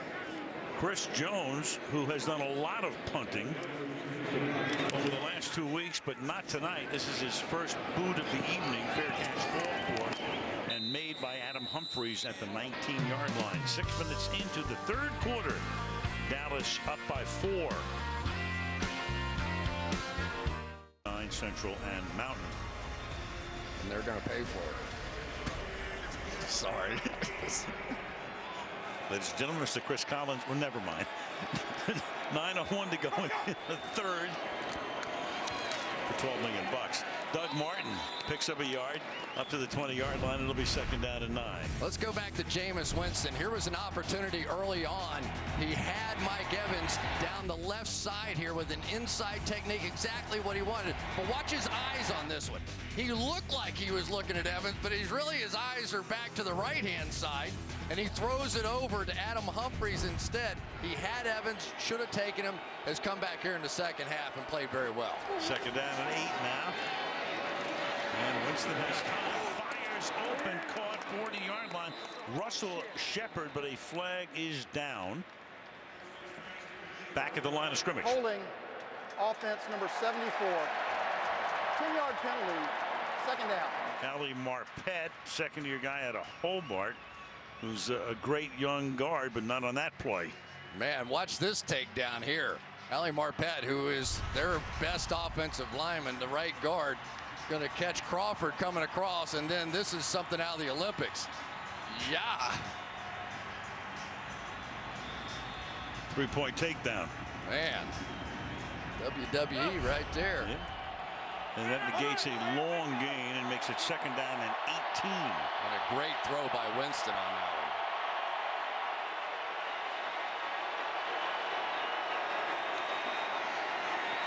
Good protection again. And another fine throw. And that's up to the 29. And that's Shepard. So Shepard, who had his first catch of the night negated by the penalty, they go right back to him, and he picks up 19 yards when he needed 18 and a first down. Now the Bucs are starting to do what everybody was doing to them in the first half on the Dallas Cowboys offense. Just try and get the attention of that underneath coverage with those backs and tight ends, hit it in behind. Whoa. And then, is that caught? What a play. Cameron Brate with Sean Lee all over him is able to haul it in. Great catch. Man, what a catch. Can't have better coverage than this, and watch him just barely get inside Sean Lee, barely saw the ball and hauled it in. It was almost past him. Winston fires to the outside, juggled, incomplete. Intended for Humphreys, looks around for a flag, and there is none. Covered by Scandrick, 2nd and 10. Well, I have a lot of respect for Orlando Scandrick. Here's a guy that really has not been healthy for so long. But look at this one-handed catch. Even Sean Lee with his hand in there. And the Harvard tight end got it done. Up to the 47-yard line. 2nd down. Go to the ground again, and this time it is Charles Sims for a gain of 8 yards to the 45, to Dallas's 45. It will be 3rd down and 2 as Cutter sends in the next play. Nice job by Ali Marpet getting up to that 2nd level to make that play. Right down there. Tampa Bay going no huddle again. Winston rolling out to his right. Throws on the run back across the grain. That's caught by Brate, and Brate gets tackled from behind to the 25 by Byron Jones. So Brate has been silent until now. 3 catches for 52 yards. That's good for 22. I tell you, Jameis Winston is an exciting quarterback to watch. He is not a low-risk quarterback at all. He's taking some chances out here. Now to the outside comes Sims, and he'll get taken down, tackled for loss by Benson Mayowa. Having a nice game tonight. 2nd and 14. Mayowa really has come in and stepped up his game a lot. 4 sacks now in the season to be a complimentary guy to Tyrone Crawford and some of the other pass rushers inside. He's been hot, but so is that guy. Jameis Winston has taken over this game here in the 2nd half. 6 of 12 in the opening half, 6 of 9 here for 120 yards. So he's up and over 200 for the game. He and Prescott about even in that department right now. 2nd and 14. Straight back and then over the middle, and that's hauled in and taken to the 10-yard line by Mike Evans. So a great drive that started back at their own 19-yard line, and they run 8 plays, 71 yards. Now they're getting to those seam routes because they're playing an outside technique with their corners, funneling everything back into Sean Lee, and yet because of this hurry-up offense, they're starting to hit those gaps in that defense now, and Dallas getting a little tired. 1st and goal from the 10-yard line. Here's Sims dancing around, can go nowhere. That'll make it 2nd down and goal. Boy, I tell you, when you pick up the pace on the Dallas Cowboys defense, so much, and we've seen them a lot here lately, so much of what they do on defense is about hustling. Non-stop hustle to the football. But if you can get them trapped with that no-huddle offense out there on the field and they can't substitute, it really works to your advantage on offense. And they're missing 2 key parts tonight, DeMarcus Lawrence and Cedric Thornton. That doesn't help. No, you're missing 2 defensive linemen, so that rotation's very thin. Great point. 2nd down and goal from the 10. Winston has time. Fires, and it is caught for the touchdown by Cameron Brate. Cameron Brate. Into the end zone he goes. 7 touchdowns for him this season, and the Tampa Bay Bucs have taken their first lead. Look at what the safety does. Byron Jones, that's a funnel coverage. They're trying to funnel him back inside to the middle, lurking linebacker in the middle, thinking he can make the plays. But they're throwing it right around that time, Anthony Hitchens, for the touchdown. Tampa Bay had a 3-0 lead early. Dallas then had 17 unanswered points. And back come the Buccaneers. Brate with 3 catches for 49 yards and a TD on that drive.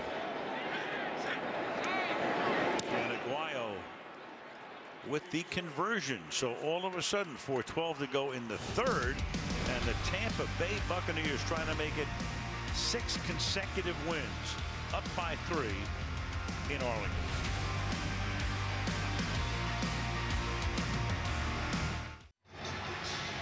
So who are the last 3 Ivy League players with 6 or more TDs in an NFL season? Brate, who went to Harvard, has now caught 7. Calvin Hill, saw him tonight. Started with Dallas and then finished with Cleveland in '78. Calvin, who went to Yale, had 7. And Steve Jordan, the great Minnesota tight end, had 6. So a 3-point lead for the Bucs. Kick will be run back by Lucky Whitehead. Back to the 20-yard line. 4:08 to go in the third. There's another Ivy Leaguer, the Princetonian, Mr. Garrett. 1st of December. 3 nights from tonight. Now, this drive starts with an Elliott burst through the middle up to the 26-yard line with 4 to play in the third. Terrific first half for Dak Prescott, and he has certainly been helped. With this protection, he can go through multiple reads, 1, 2, and come back to number 3. Very seldom does an NFL quarterback get past number 2 on the reads. But you give him that much time, watch his footwork. His foot, it never changes. It's always about that far apart. He's always on balance, up on those toes. And when he gets ready to fire, he fires shots in there. Elliott has now rushed for 57 yards. How many more here? Nice little hurdle move. A lot more. And out of bounds, he's forced at the 45-yard line. Talked about in high school, state champion in the hurdles, and he loves to use that move. It's just fun to watch, isn't it? I mean, Great. And the great thing about it is he doesn't over hurdle. You know, sometimes if you get too high, one thing you find in the National Football League, if you're in the air, somebody's catching you because you can't fly as fast as you can run. And there he is as a state champion in John Burroughs High School in Missouri. 4-time state champion, I think, that year. 14 carries, 77 yards for him tonight. Straight drop by Prescott, onto the outside.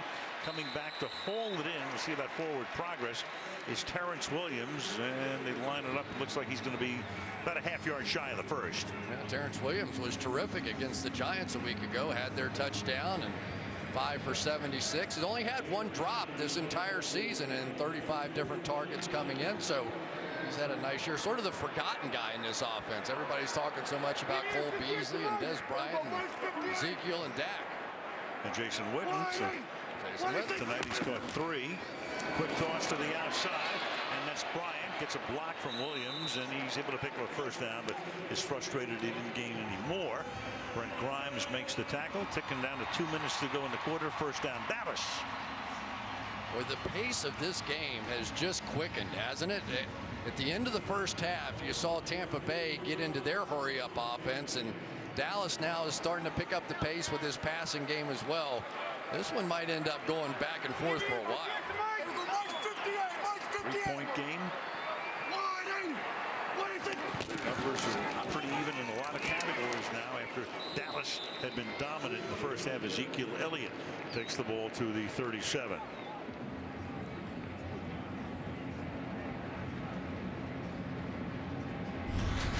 One of the guys that you've got to take care of. Let me see, where am I? Right over here. You're going to end up with Gerald McCoy trying to get penetration. And if you get it between those big horses, you know you've gotten something done. That Gerald McCoy, along with Aaron Donald, 2 of the best defensive tackles in all of football. McCoy has been to the last 4 Pro Bowls. Darren McFadden now in the game. They flank him. And Prescott is slinging to the outside. Finds Beasley, who does a toe dance down the sideline to pick up some extra yardage. And it's a first down with 1:01 to go in the third quarter. That's a gain of 17 yards. Yeah, watch this matchup right here. This is Gerald McCoy against Ronald Leary. I told you Leary's been having a nice year. And I think McCoy is a little tired. This pace has slowed him down. Really not much of a movement there against Leary, who stands his ground. Only 4 incomplete passes tonight off the hand of Prescott. Half minute left in the quarter. They give it to Whitehead, and Whitehead gets slung down What a play by Robert Ayers. Came over from the Giants.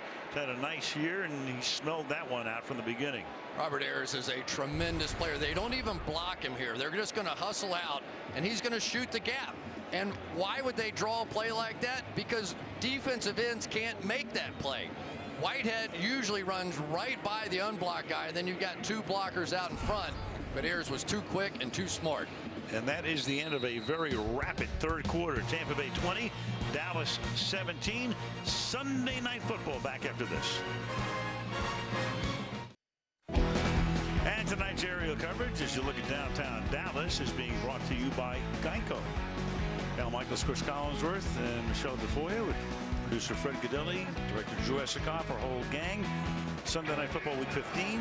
Back to Arlington. We come second down and 17 now for the Dallas Cowboys as Prescott is forced out of the pocket.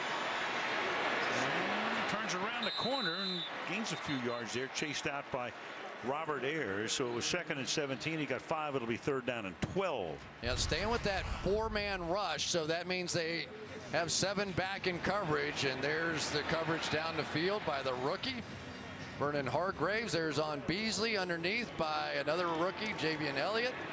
And then inside on Elliott, or on Jason Witten. Third and 12. Clearly in field goal range, which would tie the game. But Cowboys have other ideas. Really have single coverage on Des Bryant. No safety help that way, and it looks like pressure. Play clock at 2. Prescott throws, and Witten's going to make the catch, and he cannot advance it any farther there as Quan Alexander holds him up, and that's going to set up about a 40-yard field goal attempt to tie the game. Nicely done by Mike Smith. It looks like all pressure coming here, but then they end up dropping out of it. So some of the things that they might have had down the field had to simply dump it off. That was a nice call. So Bailey now, who has missed from long distance twice and made a 27-yarder, sets up from 40 yards out. And that one is straight and true. 13:31 to go in regulation, 2020.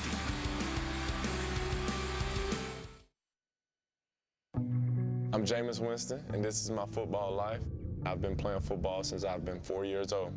Football has played a huge role in my life as far as having something to do, making more friends, and just creating different family. I love football because it's the ultimate team game, and it gets guys to come together all for good and for their successes. Overall #1 pick, still only 22 years old, wrote a letter to his teammates and then read it to them at midseason. They were 3-5. And then he read it to him after they had knocked off Chicago to start the winning streak. But wrote it before the Chicago game, right, thinking they were going to win, and they haven't lost since. 5 straight, trying to make it a franchise record 6. Josh Huff running the kickback and takes it back to the 25, and we go to Michelle. Well, Al, Jameis Winston was in middle school when he started this QB notebook, filling its pages with everything from a list of quarterback characteristics like leadership, desire, and mental toughness, to the reminder a part of being QB is know the situation of the game and formations and routes that work best against a cover 2 defense. His notes suggest the double out and stick switch work. Winston told me when I started playing quarterback, I wanted to be the best at it, and I took it seriously. Al? Well, he was 10 years old when he put that into the notebook. Man. And right now, a guy who started every game in his rookie season, of course, every game this year, had a great third quarter. And this time he gets sacked at the 18-yard line. David Irving. David Irving plays maybe 40% of the snaps or so, but boy, he can make his presence felt. Watch what he does to Gosder Shirless here. David Irving is going to throw a right hook right here. Almost a hump move we used to see out of Reggie White, and he occasionally can take over games. He had a game against Green Bay earlier this season. I think he played about 20 plays in that game, had 3 forced fumbles and a sack, and a lot of them looked just like that. He can do a lot of damage in a very short period of time. 2nd and 16. And that pass is caught by Sims, and he can't go anywhere as he gets tackled at the 20-yard line. That's Justin Durant making the play. It'll be 3rd down and 14 for the Bucs. So much of the damage that we've seen from Jameis Winston here tonight have come out of the pocket. Watch this throw for the touchdown. I still can't believe he got this ball there. Moving completely full speed to his left, turning and going back about 46 yards for the touchdown, and that really jump-started their comeback. 3rd and 14. Crowd at full volume right now. 4-man rush, and the pass is high and intercepted at the 40-yard line. Jeff Heath takes it back to the 21. Pass sailing, and David Irving helped to create that by putting the heat on the quarterback. Yeah, I'm not so sure David Irving didn't get a piece of that ball. Let's take a look. Coming off the edge here one more time. Does he get his hands on the football? Hard to tell. Just hit his elbow as he was releasing it and made the ball sail. And David Irving, as he did against Green Bay, is turning things in favor of the boys. The Cowboys have only 6, make it 7 now interceptions with 2 in this game. And that's Heath's first all season long. 7 picks. Again, a short field. They cashed in on one earlier. Ball at the 22-yard line.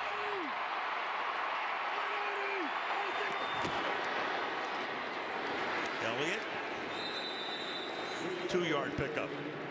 It's amazing the Buccaneers are even in this game. The turnover margin is now 3-0 in favor of the Dallas Cowboys. And really, this has been a Tampa Bay team that has just thrived on the turnovers. In their first 8 games, they were a -3, but during this winning streak, a +9. And tonight, the ratio is going the other way. 2nd and 8. They bring Lance Dunbar into the game in the backfield. Now split him out. You got 5 receivers. Prescott fires, caught inside the 10-yard line. To the end zone goes Lance Dunbar. Flag down. However, at the 27-yard line, it's coming back. Offense number 77. 10-yard penalty. 2nd down. Tyron Smith, the left tackle.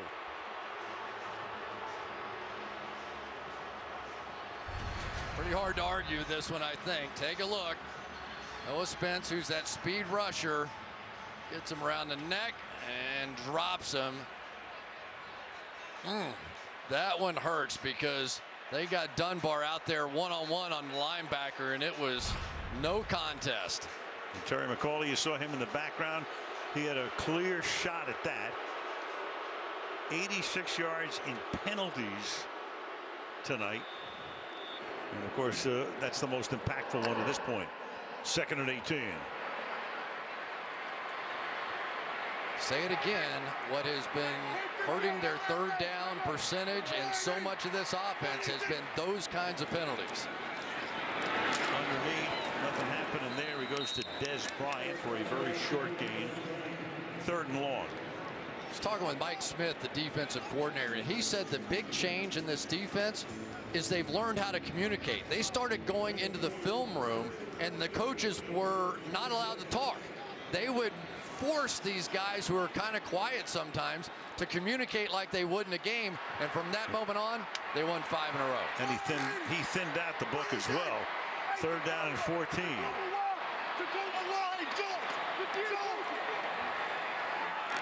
0 for 4 on 7 or more yards here. Let's go up Elliott. He can take it to the 20. Well shy of the 1st down, setting up about a 38-yard field goal attempt to give Dallas the lead. It's so frustrating as a head coach, as a quarterback, to take that check down right there. But you have to. You can't turn it over. You have 3 points on the board. You have a chance to take the lead. The big penalty got him again. Bailey 2 out of 4 from 38. to try to seesaw the lead back to the Cowboys. And that one is good. So with 9.5 to go in regulation, 23-20 Cowboys. Winston and he's back in another pot. There you go. So Elliott there, and there he was earlier in the week, loading a Salvation Army truck, and there he was tonight. Christmas presents, courtesy of Cowboys players, coaches, and the front office. I tell you, with these two rookies, it's hard to take anything too seriously with the Cowboys in that locker room. Yard in. And Josh Huff gets corralled, swarmed at the 14. So the playoff picture right now. Dallas has clinched the playoff spot, but not the division title yet. Seattle has won the West. Atlanta leading Tampa Bay right now in the South. Detroit leading in the North. That's going to get wild there, of course, with the final game of the year against Green Bay. The Giants and Tampa Bay at the moment hold down the wild card spots. But if Tampa loses tonight and Washington wins tomorrow, they play Carolina, then Washington would move into that position, at least for the moment. So a lot going on in both conferences. Illegal substitution, defense, 12 men in formation. 5-yard penalty, first down. Making it a 1st and 5. Zach Moore was the 12th guy. Yeah, a guy just activated late because of some of the injuries to Cedric Thornton and DeMarcus Lawrence. Probably just didn't fully understand the rotation, but that's a good jump start for Jameis Winston in this offense.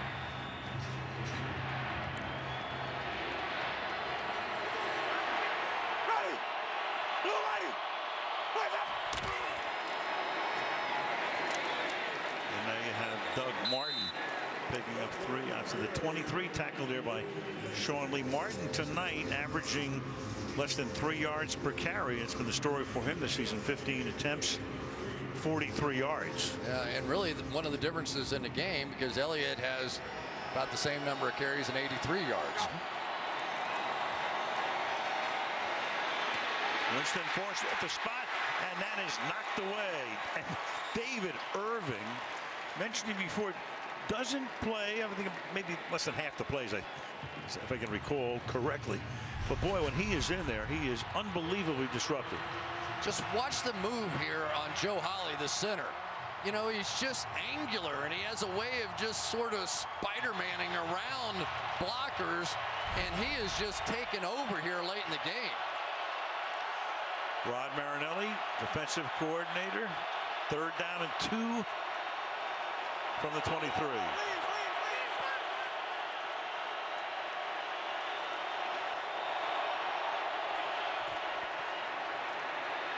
And that pass may have been deflected as well, and was. Justin Durant came in. Bucks looking for a flag, don't get one. So big defensive series as Durant got a hand on it. So Irving put the pressure on 2nd down. Durant deflects it on 3rd down, and the Bucks have to punt. A little trick defense that time. They bring Durant thinking that little hot throw would be there. Sean Lee hustled underneath, and Durant got his hand on the ball. So they started off 1st and 5 after that penalty and cannot pick up the 5 yards. Brian Anger, this will be his 2nd punt of the game. His first was 38 yards. Flag is down. Whitehead takes it at the 33 and loses yardage on it. Get the call here from Terry McCauley. A little jostling going on. Football is family. During the kick, prior to the kick, holding team kicking team number 43. 10-yard penalty added to the end of the play. 1st down, timeout. Dallas with the ball, leading by 3. Eastern time. What a game the first one was between those two teams. Deep into overtime. Prescott now dancing and looking and throws underneath, and then is caught by Witten, and the ball comes loose. The ball is loose at the 45-yard line. Jason Witten lost it. Bucks all think they have it. to be determined. The way Frederick gets up, I think they do. Juan Alexander with a shot, and he got it out. He did. Off Jason Witten. And Jason Garrett can only shake his head as Witten fumbles for only the second time in the last 5 years. And these two linebackers combined for a big hit right on the ball there. Juan Alexander, and it's interesting that Juan Alexander learned how to study film from Sean Lee. This offseason, he called Luke Kuechly, he called Sean Lee, wanted to know what they saw, how they saw things, what they did in studying. And that time comes back to work against Jason Witten. After his 10th catch of the game.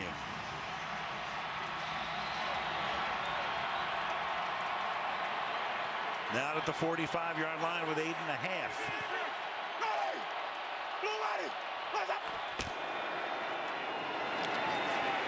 And that'll be Doug Martin taken down behind the line of scrimmage. 2nd down and 11. And he hurt himself. That's Benson Mayowa having a really nice night, but has to come out at least for a play. He sure is. He's going right through as Doug Martin comes in, and he just simply ran over offensive lineman out there for the Buccaneers. 8 minutes to go in regulation. 2nd and 11. Lee shows blitz. He's coming. Dump it off to Sims. And he will get taken down at about the 40-yard line by Byron Jones. So upcoming a big 3rd and 5. Big disappointment on that play. They had him. They had the pressure off that side. They had Sean Lee on a blitz. They had blockers in front, and all the blockers missed. Pressure, pressure, dump it out. Blockers for everybody, and they missed all their blocks. Durant has come out, favoring his right arm. That's DeMarcus Lawrence. He's inactive tonight. Injury. 3rd and 5. Sims in the backfield. Deep drop. Winston then throws, and that one floats incomplete. Intended for Russell Shepard. So the Cowboys give up the ball on the fumble and then stop him at midfield, and they will bring in the punt group. Hugely disappointing there. They blew 2 opportunities, and for Jason Witten, a little sigh of relief. I tell you, Rod Marinelli's defense will not quit. I don't care if they've been on the field for 400 straight plays. They fight them all. Anger. Sends it with backspin down toward Beasley, who lets it go. And Tampa Bay is going to down it inside the 5-yard line. Great kick. Ryan Smith downs it there. But Dallas gets the ball back, having held Tampa. Week 16 will begin in Philadelphia. Thursday night football coverage starting at 7:30. The Red Hot Giants against the Philadelphia Eagles on NBC and the NFL Network Thursday night. So it's 1st down for the Dallas Cowboys from the 4. And this is Elliott. So, Chris, the night begins with one of those, phony quarterback controversies in the minds of some. Not really, but, some people were talking about Tony Romo. There is a huge quarterback controversy, though, in Texas. Yeah. But it's in Houston, right? Oh, man, that's right. A little benching. I mean, today the Texans were trailing, I think, by 13 against Jacksonville. And Brock Osweiler, the $72 million man, comes out, and Tom Savage led the replaces him. comeback. And meanwhile, we've got an injured Tampa Bay Buck.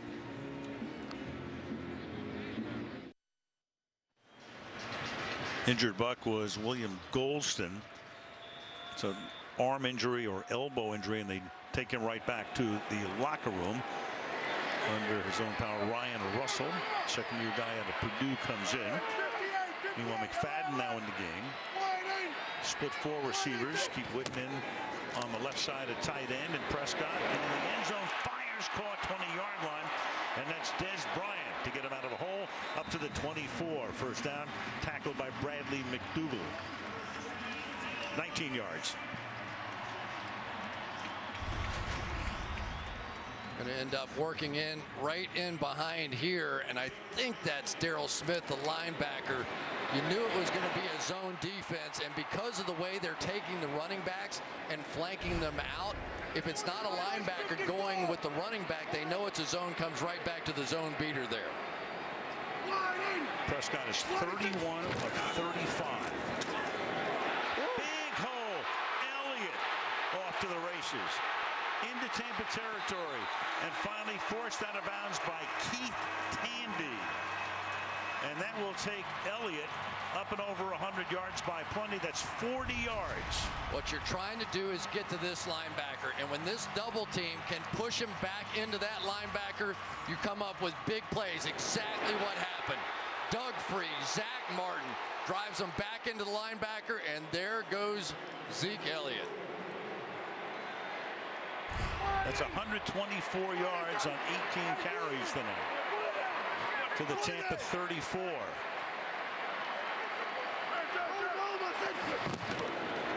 use a little bit of clock here. And Elliott, look at Elliott taking the Bucs with him for what might be a first down, if not inches shy. First down. I know everybody has their own opinion, and Big Emmett probably does as well, but he has to be flashing back here a little bit.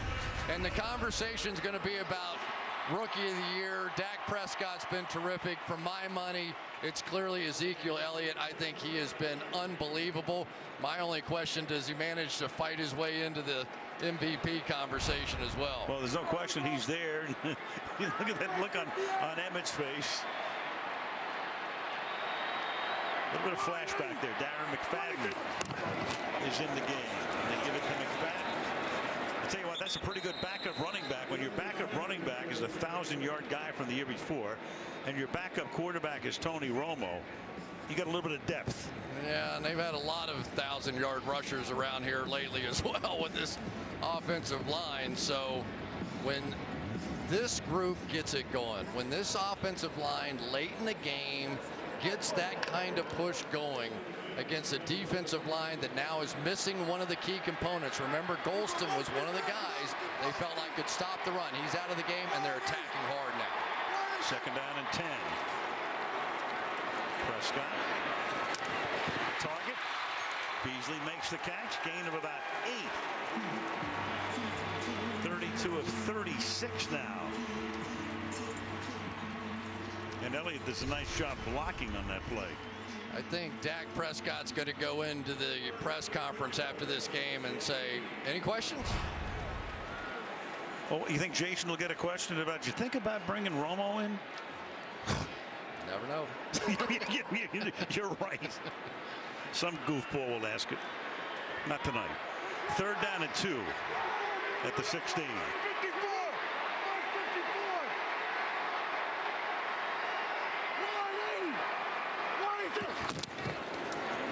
Toss to Elliott. Oh, he thought about hurdling. And he's going to come up short here. It's going to be 4th down and 1. I like the job by Dak Prescott there, seeing that Bears front right up there, and he checks to the pitch, which is exactly the right call. Just a little short. And now, no matter what happens here, the Bucs are still going to have one final chance. Well, they're going to keep it to a 1-possession game, assuming you don't have a fake here. You have a 33-yard field goal attempt to try to make it a 6-point lead. So Bailey, this is 6th field goal attempt of the night. 3 out of 5 from 33 yards. And down the middle again. So 2 ticks under 3 minutes to play. 26-20 Dallas. Back in 30 seconds.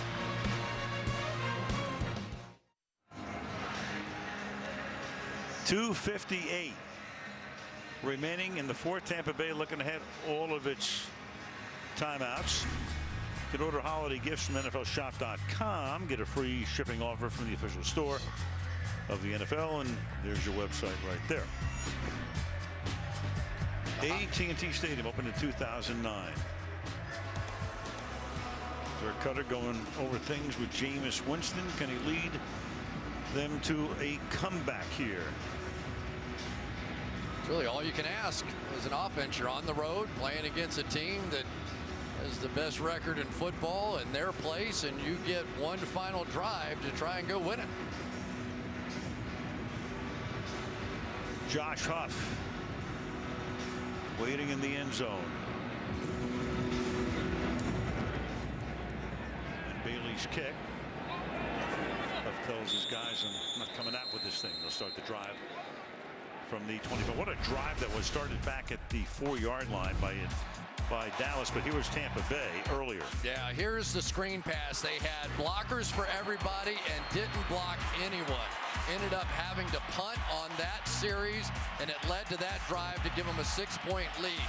Any kind of block by either one of those guys on that play, they at least get a field goal, would have tied it up. Instead, down by 6. Start this drive from their own 25-yard line. Big number 95 is in the game. David Irving, hard to get him out right now. What a force he has been. And there he is again, the 15-yard line. I mean, you just see him in the game and you go, wait a second. I think they were trying to double him too at one point. Forget about it. And the backs help. So you end up here and here, going to go out and block one guy, and they can't get it done. Remember, Gosder Sherrillis, the backup right tackle, DeMar Dotson, not in the game, and it is killing the Bucs right now. Second down and 18. Irving again. This time they are able to get him off to the side. Pass intended for Cameron Brate, but he put the heat on again, and it's third down and 18. So now a different strategy by Gosder Sherrillis. He's going to try and go get him early, jump out of his stance and get out there and get him, and that didn't work either. Even a hands to the face didn't do anything. Right, could have been a penalty. Third and 18.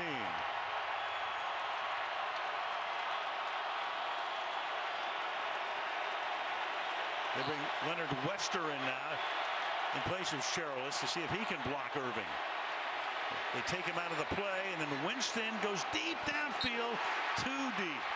Intended for Mike Evans. Had him.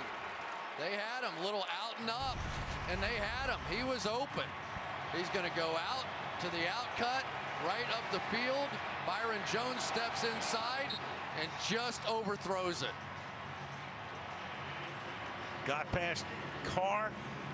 Of course, they have to punt here and take their timeouts on the other side of the ball. They have all 3 plus the 2-minute warning. Lucky Whitehead back to receive the kick off the foot of Anger.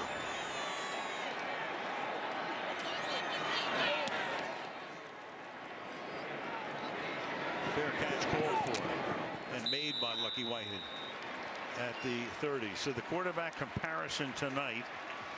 Winston had a big third quarter. Nothing doing in the first half, and spotty here in the fourth quarter.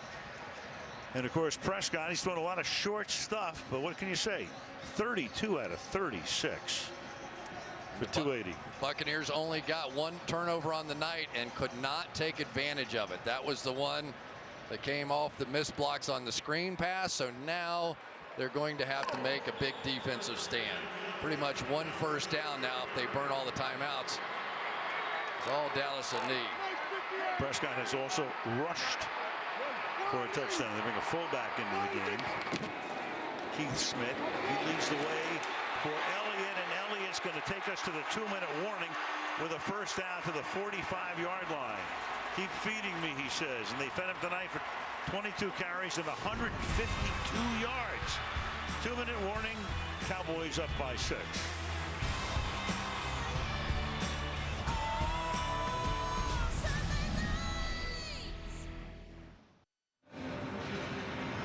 Volkswagen postgame report coming up. Michelle on the field with the stars of the game.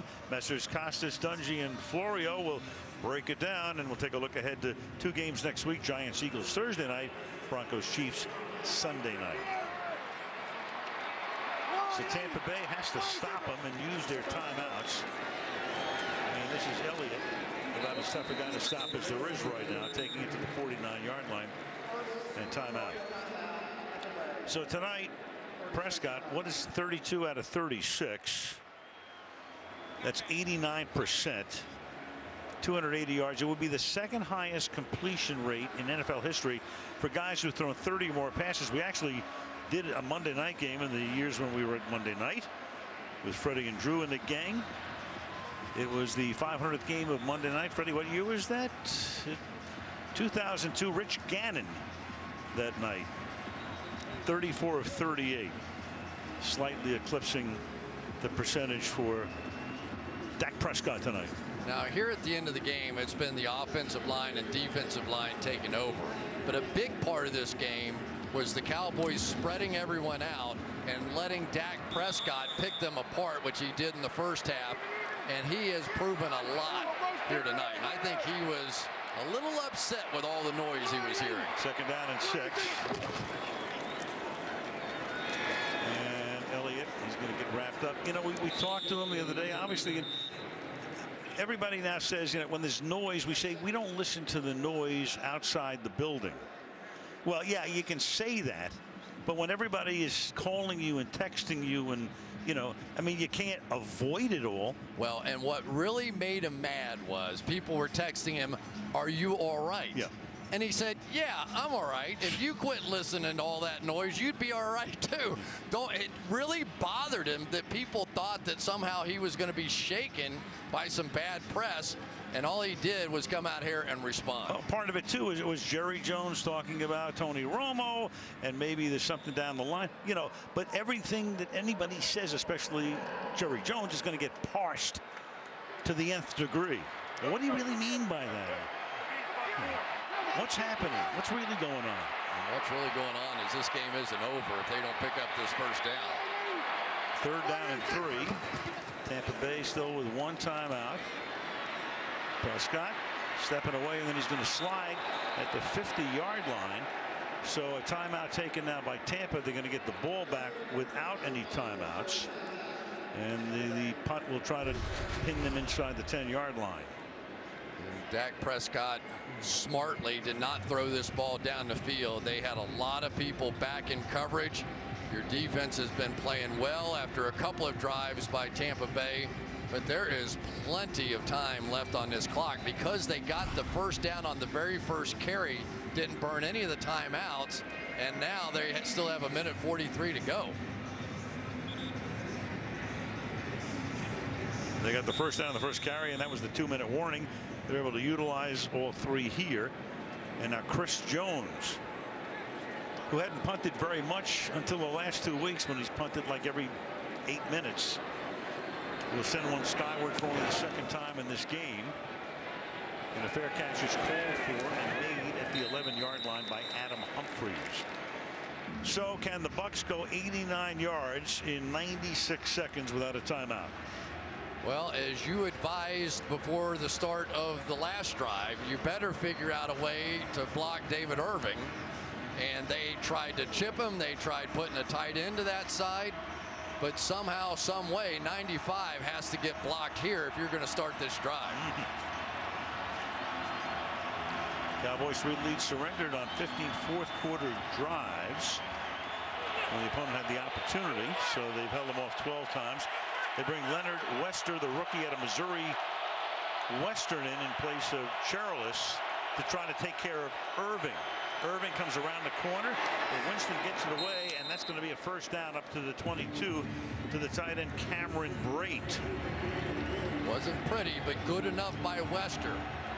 Winston drops deep and now steps up, and that was good enough. 5 catches for the tight end Brate tonight. Passes into traffic and incomplete. Trying to go to Brate again, who's their leading receiver on the night. Bracketed there by Church and Byron Jones, 2nd and 10. So what else can you do? Let's leave a back in there. We're going to try and double team this guy. Nicely done that time by Sims to step up. And remember, the Tampa Bay Buccaneers love those seam routes. They have big receivers in Brate and Mike Evans that can get down the middle of the field, go up above the safeties, and make some catches. Sheila Church has to come out of the game, at least for the moment. Winston buying time. Look out from behind. Down he goes. Was the arm coming forward again?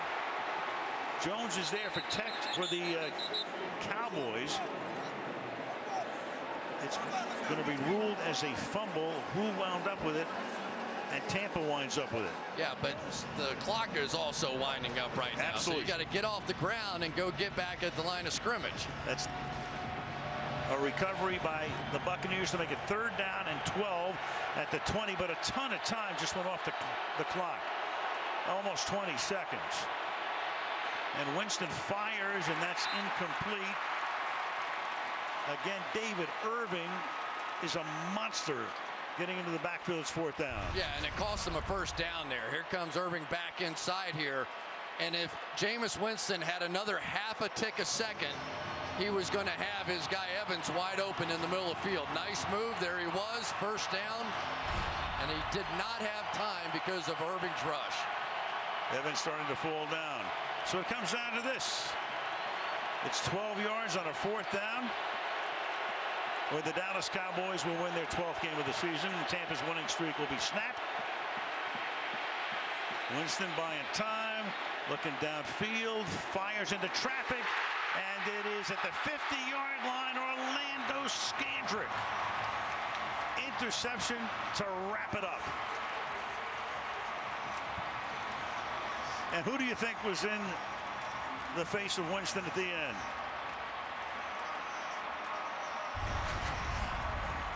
Well, there's our guy right over there. Pressure one more time by David Irving, and then Jameis Winston really underthrew this ball. And I don't know exactly what Dirk Cutter was upset about, but when they came up to the line of scrimmage, he was like throwing his guard down and upset. Somebody messed up the formation, or exactly whatever it was they were supposed to do. Oh my, and he can't call timeout, obviously.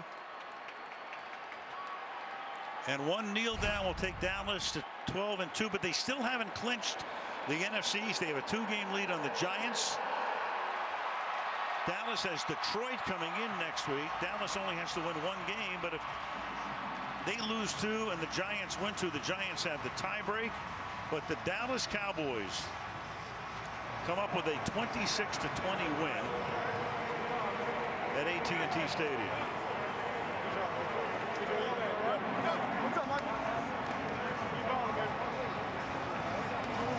Remember that David Irving was signed off the Kansas City Chiefs practice squad.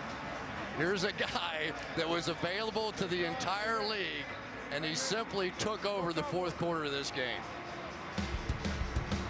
The Volkswagen postgame report coming up next as the Cowboys win it 26-20.